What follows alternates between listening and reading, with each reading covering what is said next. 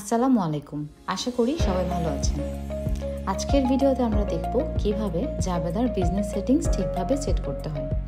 চলুন শুরু করি। রেজিস্ট্রেশন সম্পন্ন করে লগ ইন করলে প্রথমবার আপনাকে স্বয়ংক্রিয়ভাবে বিজনেস সেটিংস পেজে নিয়ে যাবে। এছাড়া পরবর্তীতে যে কোনো সময় ড্যাশবোর্ড থেকে সেটিংস আইকনে ক্লিক করে বিজনেস সেটিংস সিলেক্ট করেও আপনি এই সেটআপ করতে পারবেন। আপনার ব্যবসার অ্যাকাউন্ট সেটআপ করার জন্য সব প্রয়োজনীয় ফিল্ড পূরণ করুন। আপনার ব্যবসার নাম, ইমেল এবং মোবাইল নাম্বারটি লিখুন। মূসক 6.3 বাটন অন করলে অবশ্যই আপনাকে বিন এবং টিনের ঘরটি পূরণ করতে হবে। আপনি এই বাটন অফ রাখলে বিন এবং টিনের ঘর পূরণ করা বাধ্যতামূলক নয়, নির্বাচন করুন। এরপর আপনার ব্যবসার ধরন, অর্থ বছরের শুরুর মাস ও স্টক হিসাব পদ্ধতি নির্বাচন করুন। ভ্যাট অপশন অন রাখলে ডিফল্ট ভ্যাট রেট এন্ট্রি করতে হবে এবং পরবর্তীতে আপনি ভ্যাট রেট পরিবর্তন করতে পারবেন। ভ্যাট অপশন অফ থাকলে ডিফল্ট ট্যাক্স রেট ফিল্ড পূরণ করা বাধ্যতামূলক নয়। আপনার সাইট আইকন ও ব্যবসার লোগো আপলোড করুন। সব প্রয়োজনীয় তথ্য সংরক্ষণ করতে